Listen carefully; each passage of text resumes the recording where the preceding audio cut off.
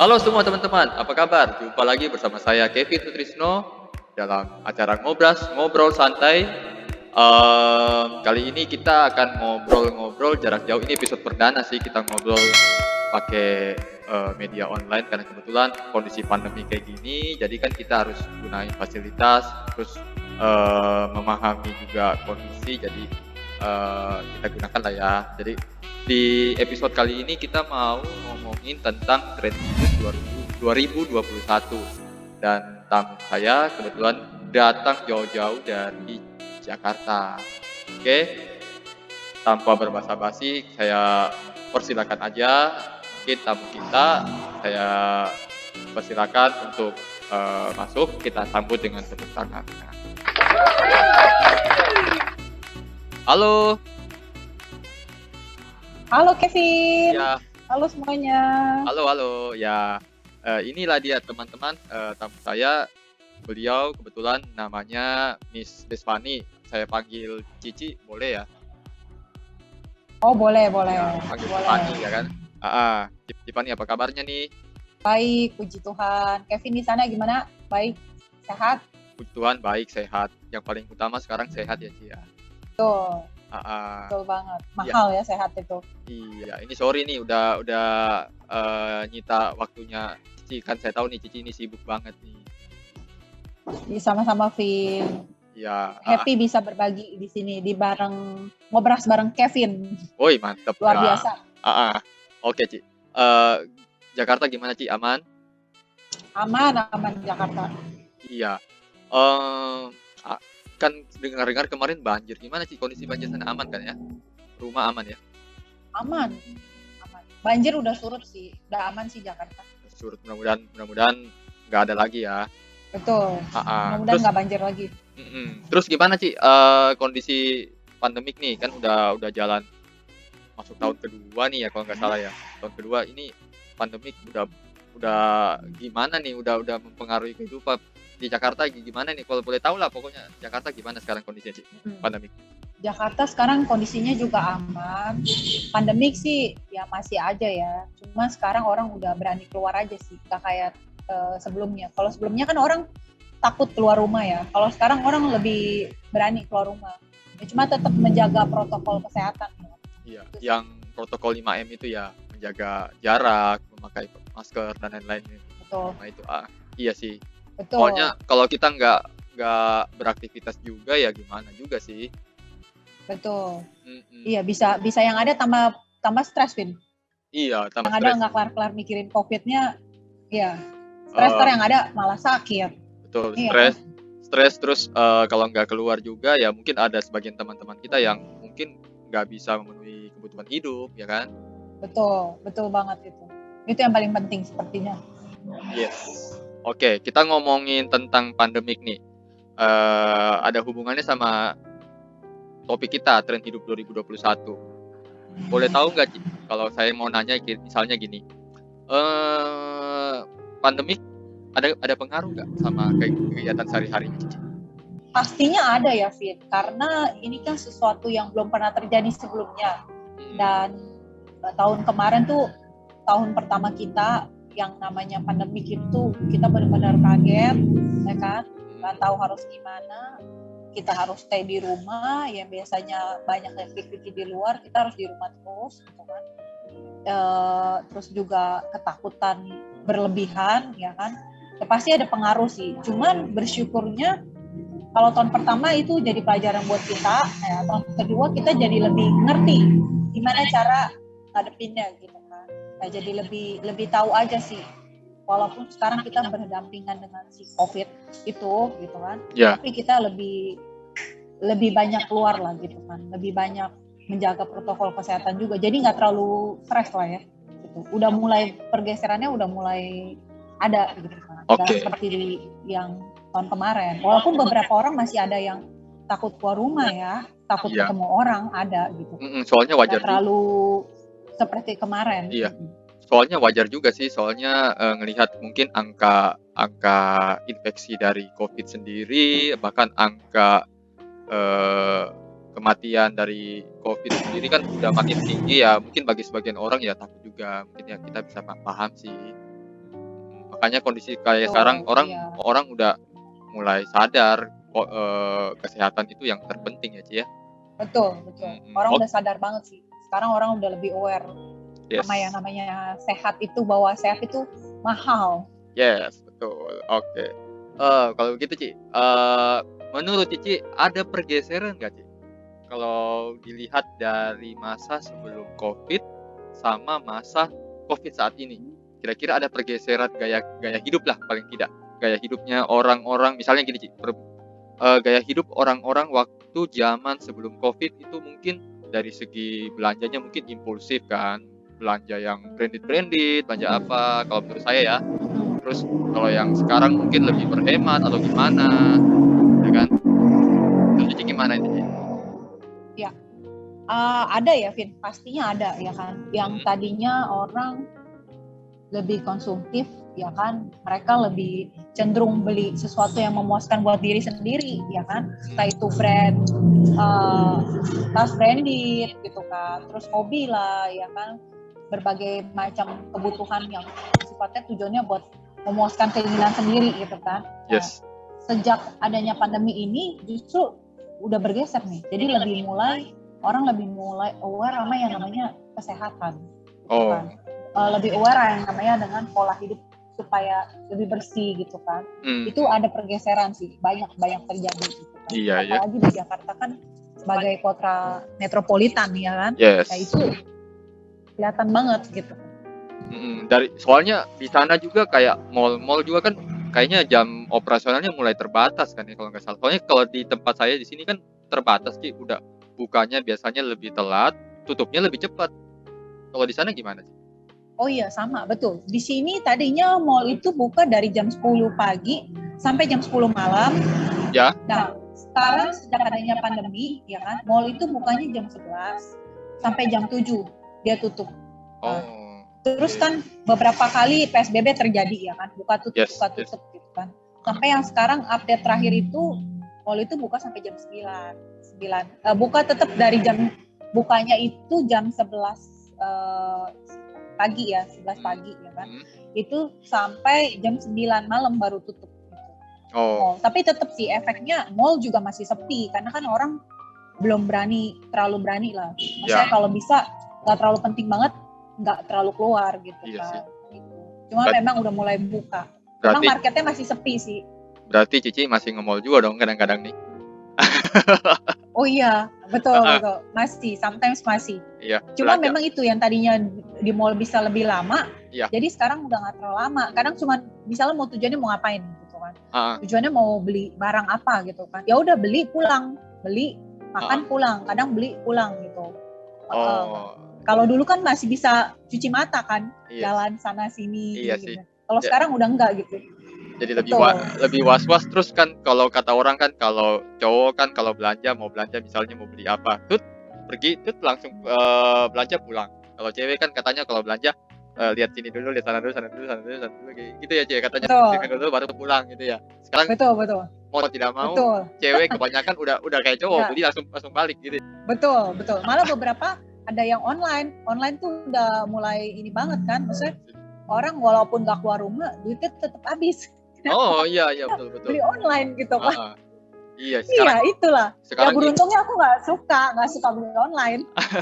Sekarang industri soalnya mulai bergeser ke online, bahkan industri keuangan juga kan udah hampir semua, mulai dari perbankan, tentang reksadana, saham apa segala macam, bahkan asuransi itu kan udah main online juga semua, Ci ya. Betul. Iya, udah beralih ke online semua, betul. Iya. Sekarang nggak usah keluar rumah, nggak usah khawatir. Iya. Duitnya tetap keluar.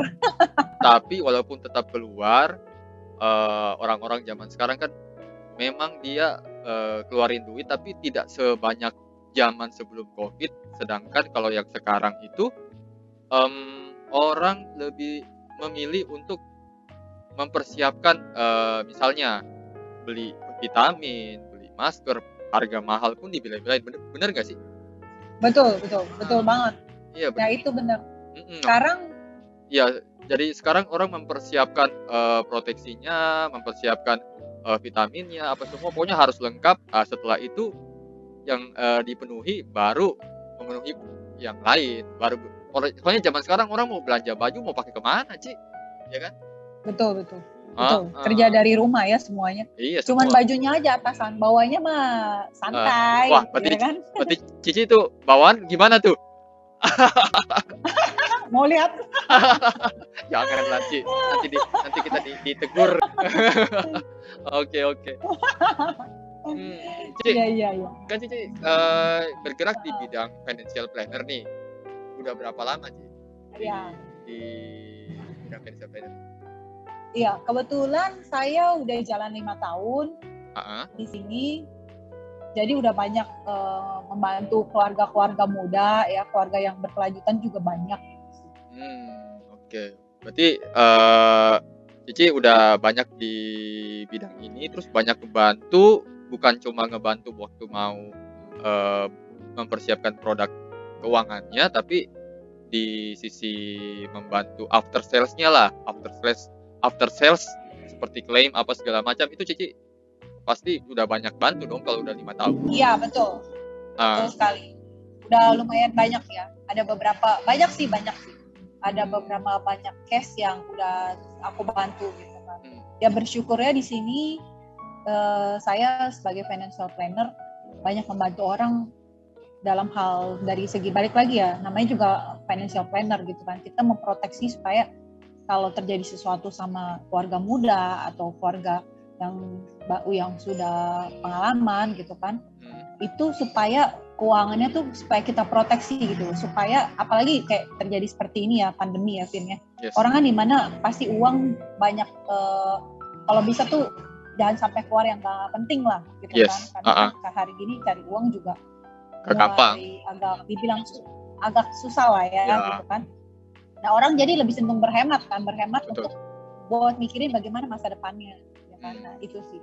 Nah di sini financial planner itu membantu seperti itu gitu. Jika sampai ada hal-hal resiko yang terjadi ya kan di kemudian hari, ya tugasnya itu memprotek keuangan supaya nasabah tersebut bisa melanjutkan hidupnya. Ya itu sih. Oke. Gitu. Boleh cerita nggak Ci kalau dari gini Ci, mungkin saya langsung lebih spesifik aja. Cici financial planner, oke lah di bidang proteksi atau asuransi ya, boleh dibilang seperti itulah ya. Kalau bicara asuransi kan orang-orang di luar sana, calon-calon nasabah atau calon klien itu biasa suka bilang, kalau beli asuransi mah sama agennya itu atau sama financial planner-nya tuh atau apalah gitu, itu kayaknya cuma jual omongan doang deh. Setelah beli terus pada saat mau klaim after sales-nya itu gimana? Hilang. Kadang kan ada yang kayak gitu kan biasa. Itu makanya ini saya mau ngobrol sama Cici, kayaknya udah banyak, kan Cici tadi udah bilang udah banyak lakuin. Kita hitung aja lah tahun lalu misalnya. Cici boleh bantu nggak cerita tahun lalu kira-kira Cici ada berapa klaim yang udah Cici bantu untuk klien-kliennya Cici? Boleh tahu kisarannya ada berapa? Ada banyak sih. Kalau kisaran klaim itu bisa hampir 1,5 miliar ya. Aku ada bantu. Itu khusus tahun lalu ya? Beberapa orang. Iya, khusus tahun lalu. Wih, luar biasa. Hampir 1,5 miliar. Boleh cerita nggak Ci? Itu banyak supaya sih. Iya, boleh cerita nggak Ci? Maksudnya supaya orang-orang tuh tahu klaim itu seperti apa, terus proses klaim yang benar itu sebenarnya gimana sih? Maksudnya kan banyak juga di luar pada saat mau klaim ribet ini padahal kan kalau saya pernah ngobrol sama teman-teman juga, kebetulan saya juga di bidang financial planner juga, klaim itu sebenarnya mudah asalkan tahu alurnya bagaimana yang benar, jadi pasti lebih mudah kalau dipenuhi kan. Itu menurut Cici bisa cerita nggak Ci? Yang Cici udah lakuin itu kayak gimana? Oke. Ya, jadi ya kan klaim itu sebenarnya simple dan gampang, ya kan? Nah, gampang gimana sih maksud pengertian gampang itu? Asal kita sebagai financial planner itu ngerti poin-poin mana yang klien kita mau klaim gitu kan? Yes. Nah makanya kadang beberapa orang bilang klaim itu ribet lah, susah lah, lama lah, ya kan? Ya mungkin ya kan. Pertama mungkin bisa aja agennya nggak ngerti tentang cara klaim, ya kan? Yes. Nah, bisa aja yang kedua ya kan sebenarnya tidak ada manfaat di asuransi tersebut gitu kan, atau di proteksi tersebut. Nggak ada tuh di polisnya tuh nggak ada manfaatnya. Ya kan? Terus apalagi yang ketiga bisa juga orang sebenarnya polisnya udah tidak aktif nih, ya kan? Ya. Tapi dia ngerasa bisa klaim, ya kan? Yang keempat apalagi? Yang keempat bisa juga dia sebenarnya pernah ada salah satu yang tidak dilaporin gitu loh pada saat dia pengajuan asuransi gitu kan. Nah sebenarnya kalau dari keempat tersebut kita bisa ngerti gitu kan, sebenarnya klaim itu simpel kok, gampang, cepat banget gitu kan. Nah itu sih bedanya, kadang orang kenapa nggak ngerti tentang klaim gitu. Ngerasa orang klaim susah lah, klaim ribet lah. Bener banget, aku setuju banget. Kenapa orang biasanya berpikir, orang-orang di luar sana ya berpikir tuh, kalau gue beli asuransi lu mau manis di depannya doang nih, ya kan, cuma mau selling gitu kan. Nanti after selling gue nggak ngerti nih misalkan, ntar lu masih ada nggak nih di asuransi tersebut gitu kan, masih ada nggak gitu kan. Nah makanya banyak ketakutan di luar sana gitu ya, opini di luar sana yang ngerasa nggak kurang apa ya, kurang dibantu gitu ya, kurang dibantu, makanya dia sampai bikin suatu statement bahwa gue ngeri nih nanti kalau gue beli lu mah cuma manis di depannya doang. Padahal kan sebenarnya seperti proteksi itu kan sebenarnya panjang ya kan. Kita berbicara bagaimana cara memproteksi suatu keluarga, apalagi terjadi pada saat klaim ya kan. Asuransi itu kan sebenarnya, atau proteksi itu sebenarnya unik, Vin. Dia nggak bisa dirasain kalau belum ada resiko ya kan. Makanya sebenarnya asuransi itu sebenarnya paling, orang beli asuransi itu kayak orang butuh nggak butuh gitu kan. Bahkan ada orang yang berpikir, ngapain gue beli asuransi, kok masih sehat kok gitu kan. Nah, ternyata asuransi itu sebenarnya dibeli pada saat kita justru masih sehat. Nah justru fungsinya asuransi itu kita memproteksi transfer resiko yang harusnya itu resiko kita terima, kita alihkan nih ke perusahaan asuransi. Yaitu sebenarnya fungsinya asuransi. Banyak sih tahun kemarin aku ada banyak bantu nasabah klaim itu banyak ya kan. Salah satunya ada yang COVID, ada yang cancer, jantung, yang meninggal juga ada gitu kan.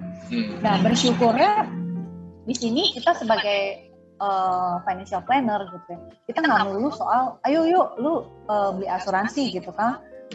Enggak gitu loh, tapi kita lebih menyadarkan mereka, lebih edukasi bahwa sebenarnya insurance itu penting loh dalam kehidupan ini, apalagi ketika kita mulai beranjak membangun sebuah keluarga ya kan. Dimana ketika kita mulai biasanya usia produktif orang kan 25 ya kan, ketika dia udah mulai bekerja, dia mulai bisa cicil mobil ya kan, terus dia married, dia beli rumah segala macam, terus dia menikah, punya anak. Nah itu loh fungsinya, itu kita memproteksi keuangan kita supaya kalau sampai terjadi resiko di kemudian hari, keuangan kita nggak ambruk gitu.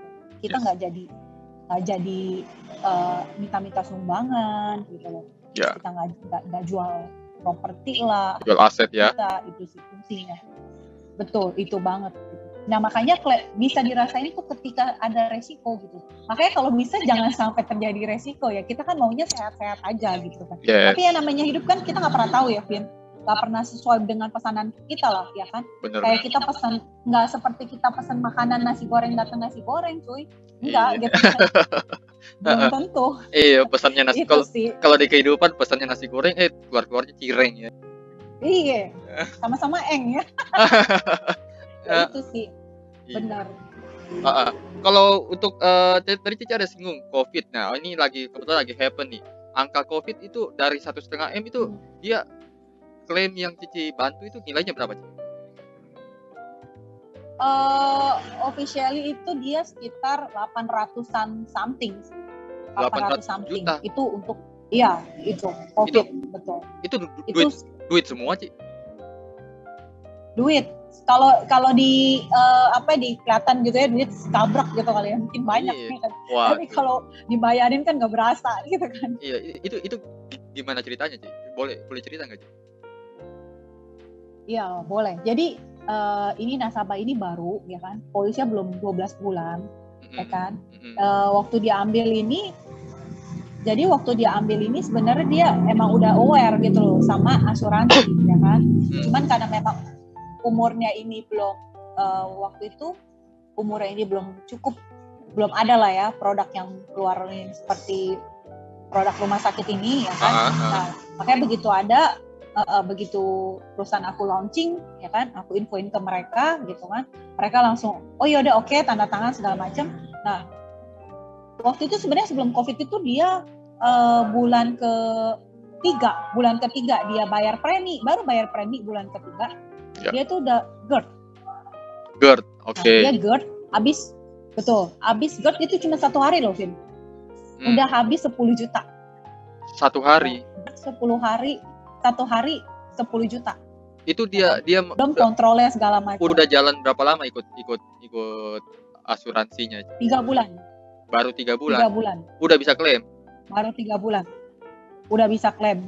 Dan Cici bantu. Baru 3 bulan udah bisa klaim. Iya. Iya, aku bantu itu semua full cover. Oke. 10 juta dia nggak perlu keluar duit, dia happy. Terus gimana sih? Nah, terus bulan Februari kalau nggak salah itu terjadi tahun lalu bulan Februari. Nah di bulan Maret aku lupa antara awal pertengahan gitu loh. Di bulan Maret itu dia kena positif COVID. Oke. Ya, positif COVID, dirawat sekitar 74 hari di rumah sakit. Itu masuk kamar perawatan biasa, ICU, HCU biasa, HCU, ICU, pokoknya bolak-balik lah, ya kan? Yes. Itu total bill habis 820-an juta. Nah, itu full cover oleh perusahaan aku, gitu kan? Nah, aku nggak sebut merek ya, nanti aku dibilang jualan. Oke. Jadi aku nggak sebut merek nih. Iya. Ya, itu di cover gitu loh. Nah, itu sih. Jadi dia sebenarnya polisnya itu belum 1 tahun, Vin, tapi dia udah benar-benar ngerasain banget manfaat asuransi itu seperti apa, manfaat proteksi itu seperti apa gitu. Nah dia sadar banget gitu loh. Nah sejak di situ bukan cuman biaya rumah sakitnya aja Vin yang dibayarin, kan? Biaya kontrolnya pun dibayarin. Semua berarti ya Ci ya? Semua Vin. Biaya kontrol biasa kan kalau habis keluar dari rumah sakit kan dokter suruh check up dong. Ya. Dong. Nah itu dibayarin Vin. Terus sebelum dia masuk rumah sakit kan pasti dia ada cek lab dong, cek ke dokter segala macam kan, itu dibayarin. Ya. Nah, terus kebetulan dia ada biaya perawatan home care, itu dibayarin juga. Home care itu apa? Terus ada home care itu jadi kayak perawatan suster, Vin. Jadi nasabah ini udah nggak bisa udah kelamaan di rumah sakit, terus rumah sakit juga bilang baiknya dirawat di rumah aja, ya kan. Nah akhirnya keluarga memutuskan oke, dirawat di rumah aja. Nah itu biaya juru rawatnya atau suster lah ya, itu dibayarin sama perusahaan aku gitu loh, sama perusahaan tempat aku. Berarti Ci ini apa namanya, dia sampai harus home care, berarti waktu keluar dia posisinya belum sehat bener dong? Iya, benar. Sebenarnya dibilang belum sehat benar, iya. Cuma memang udah negatif COVID kan, jadi udah boleh keluar gitu. Karena sebenarnya lehernya itu dibolongin, Vin. Jadi namanya vasektomi gitu. Jadi dia umur berapa sih Ci? Dia sorry nih saya mau nanya, dia umur berapa ya waktu itu ke kejadiannya? 60 sih, Vin. 60-an ya? lah. Laki. Belum sampai 65. Laki atau? Laki-laki. Bapak berarti laki-laki. Iya, bapak berarti. Oke. Iya, bapak-bapak. Bapak umur 60-an. Dan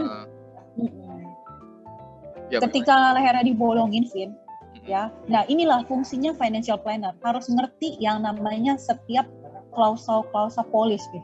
Kalau kita dapetin financial planner yang nggak ngerti, dia nggak akan klaim untuk sakit kritis. Kebetulan nasabah ini punya polis pertamanya itu polis sakit kritis, Vin, ya. Proteksi income. Nah, yang kedua itu dia punya proteksi kesehatan. Oke. Nah, nasabah ini punya proteksi sakit kritis kan. Nah, ketika ini dibolongin lehernya, ya kan. Nah, aku sebagai financial planner melihat dong, ini dibolongin berarti sebenarnya nasabah ketika membutuhkan jasa home care, artinya kan dia sudah tidak bisa mandiri lagi dong. Yes. Artinya bisa dikatakan dia ada penyakit lumayan kritis, ya kan? Yes. Itulah dimana kita harus cari klausul polis apa tuh yang cocok untuk dia gitu kan, supaya bagaimana cara klaimnya, ya kan, supaya uangnya ini bisa cair bagaimana gitu. Baik lagi ini bukan semata-mata demi aku gitu, enggak, karena di sini kita financial planner ini tugasnya membantu, ya kan, membantu keuangan sebuah keluarga, ya. Dimana ketika terjadi resiko, kita sebagai financial planner yang membantu gitu. Bagaimana caranya? Nah inilah, kalau kita punya financial planner yang nggak ngerti, ya kan, tentang polis, gitu kan, tentang cara-cara klaim, ini akan kelewat begitu aja, Vin.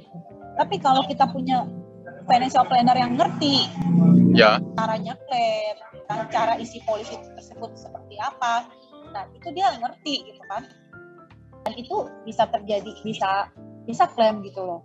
Nah, makanya nasabah happy banget gitu. Dia sebenarnya sih bukan happy dalam arti dapat duit ya, enggak gitu kan. Yeah. Dia happy tuh lebih, oh ternyata gue beli asuransi itu nggak rugi loh gitu loh.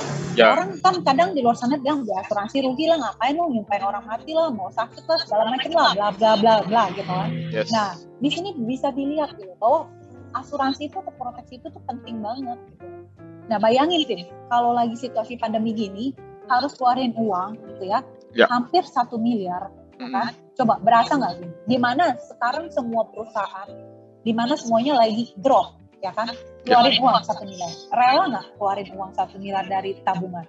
Rela dong pastinya dong. Kalau saya sih Ci, pasti nggak rela, karena menurut saya sih mungkin banyak di luar sana yang ngomong kayak duit saya masih ada kok, tapi yakin pada saat kena kayak gini 1M, aduh kalau saya sih pikirannya gini, kita udah kerja, bapak itu kan umurnya 60 ya kalau nggak salah tadi bilang. Betul. 60, kita udah kerja sampai 60 tahun ngumpulin duit, misalnya ya mungkin lebih lah dari 1M, tapi masalahnya rela nggak kita udah kerja sampai 60 tahun hanya dalam 70 hari tadi Cici sebut ya, 70 hari kalau nggak salah itu, ngeluarin 1M. Waduh, hanya dalam 70 hari hasil kerja kita selama sampai dengan umur 60 tahun hilang 1M, hilang 800 juta. Aduh. Iya betul. Iya sih, kalau menurut saya sih gitu sih. Iya, gak rela lah ya, gak ada semua orang yang rela keluarin duit segitu banyak, even orang kaya sekalipun gitu kan. Kalau bisa bagaimana caranya money make money ya kan, supaya dia bisa bertumbuh tuh investasinya ya kan. Orang kan sukanya kayak gitu kan, gak suka tuh orang yang keluarin duit ya kan. Makanya kenapa diskonan rame gitu kan, ya karena itulah ya kan, orang gak suka gitu loh keluarin duit. Kalau bisa gua dapat duit sebanyak-banyaknya gitu kan. Makanya cara kerja asuransi itu sebenarnya unik banget tuh. Banyak sih, banyak. Itu salah satu klaim yang COVID ya kan. Dan juga nasabah yang klaim cancer ya kan. Bayangin gitu, seseorang yang dikatakan cancer itu dia memerlukan uang itu banyak mungkin untuk pengobatan di Indonesia aja ya kan. Itu membutuhkan kurang lebih 1-2 miliar gitu, ya kan. Itu. Nah, cancer itu bisa dibilang kan termasuk salah satu kondisi kritis ya kan. Nah, di mana kita untuk perawatan cancer itu makanya dibilang penyakit paling mahal ya kan. Kenapa? Karena setiap kali kemo ya kan, radiasi segala macam itu nggak cukup duit dikit Pin, tergantung obat dan berapa banyak yang dibutuhkan untuk kemo ya kan. Nah itulah, nah makanya bayangin pertanyaannya, kalau belum punya proteksi udah siap belum sih siapin uang 2M ready nih, dana darurat buat kita kalau sampai terjadi resiko sama kita nggak pakai duit macam-macam, jadi kita ambil dari dana daruratnya kita. Kebanyakan orang belum punya tuh siapin dana darurat yang sifatnya liquid ya, Vin. Jadi bisa dicairin anytime gitu. Nggak bisa, gue punya dana darurat nih 10M gitu kan, tapi dalam bentuk properti ya kan, dalam bentuk apa, macam-macam gitu kan, salah deposito, LM segala macam. Pertanyaannya, ketika resiko sakit itu datang ya kan, dana darurat itu kita mau cairin nih properti ya kan. Kita mau cairin hari gini properti, bisnis properti boleh dibilang kurang bagus lah ya. Saya banyak orang yang nggak memilih untuk beli gitu, hanya orang-orang tertentu yang memang uangnya banyak gitu ya, yang memang dia mau beli properti gitu kan. Nah seperti itu kan. Nah ketika mau dijual kan juga harganya turun Vin ya dong, nggak mungkin langsung beli properti misalnya let's say bilang 10M, bisa nggak dijual 10M? Nggak bisa hari gini cuy. Apalagi ya, orang kalau mau butuh duit pasti manfaatin kondisi ya Ci. Butuh duit, lu butuh duit jual murah ya gitu. Mau tidak mau kita butuh uang ya jual. Betul, jual murah. Betul, jual murah. Siap nggak beli 10M jual nggak sampai 10M, rugi kan? Nah itulah susah, liquid. Makanya dana darurat itu harus liquid, Vin. Ya kan? Harus besarnya berapa? Itu ada hitungannya, Vin. Jadi nggak main asal jebret nih gue punya dana darurat segini, enggak gitu. Makanya benar itu, ya kan? Hitungannya tuh sebenarnya biaya hidup kita per bulan ya Vin, ya kan, dikali Yes. 12 tahun, dikali 5 tahun. Itu cara menghitungnya Vin. Nah, Boleh kenapa sih diulang tadi, dikali Ci? 12 Boleh diulang tahun? tadi berapa, Ci? Dikali ya. Jadi perhitungan dana darurat itu ya kan, Mm-mm. biaya hidup kita per bulan disetahun kan Vin, ya kan? Disetahun Oke. kan, ya kan? Mm. Nah, terus dikali 5 tahun Vin. Itu Ah, dana darurat kita. kenapa harus begitu, Ci? Nah, contoh misal. Nah, kenapa sih harus tahun? Karena kan kita hidup, misalnya contoh ya, let's say biaya hidup kita sebulan, let's say 10 juta, ya kan? Ya. 10 juta nih tiap bulan, berarti selama 12 bulan kan 120 juta, ya kan? Oke. 120 juta dikali 5 tahun tuh, ya kan? Mm-mm. Nah, berapa tuh? Sekitar berapa 600. tuh? 600 ya? Ya, kurang lebih lah ya. Ah, Ya, 600. Nah, ah. itu 600 juta. Ini let's say kalau 10 juta ya. Ya. Nah, 600 juta. Nah, itu harus liquid, Vin. Ada liquid. Nggak boleh kita kutak-atik tuh. Harus liquid. Jadi kalau kenapa-napa sama kita, ya kan, itu kita bisa keluarin tuh dana darurat itu. Buat apa? Kenapa sih harus 5 tahun? Karena menurut Badan Pusat Statistik, ya kan, Ya. seorang dikatakan kena sakit kritis, bisa dibilang selama 5 tahun kalau dia bisa survive, ya kan, itu dia bisa sembuh tuh, Vin. Tapi kalau dia nggak bisa melewati 5 tahun ini, sorry tuh saya bisa dibilang dia goodbye. Ada yang bisa cuma 3 tahun, dia udah pergi gitu aja, ya kan. Ada yang cuma 2 tahun, ya itulah. Karena ketika kita sakit kritis, ya kan, kita kan nggak bisa produktif lagi dong, nggak bisa kerja, Benar. ya kan? Nggak bisa berusaha, ya kan. Dimana biaya hidup jalan terus, ya kan. Apalagi kalau sakit kan perlu uang banyak, Vin. Nggak mungkin pasti kita minum vitamin juga lebih banyak, kontrol sana sini, ya kan. Segala obat-obatan kita coba, ya kan. Tujuannya supaya apa sih? Supaya kita sembuh, ya kan. Ya. Nah itu. Nah ibaratnya kayak kita setiap hari kerja sama kita libur, pasti kita keluar uang lebih banyak di hari libur, bener nggak? Iya sih. Setuju Benar. nggak? Benar. Setuju. Ya itulah gitu loh. Analoginya gitu. Jadi seperti itu. Makanya harus punya biaya hidup. Orang berpikir gini, ya kan? Ada ayam mengeluarkan telur emas. Yang diproteksi sebenarnya apanya? Telur emasnya. Dia memproteksi telur emas kan? Ya. Ya sebenarnya salah gitu. Telur emas itu dihasilkan dari siapa? Dari ayam kan? Iya. Yang harus diproteksi, yang harus dijaga ayam tersebut dong. Yes. Bukannya telur emas tersebut. Betul.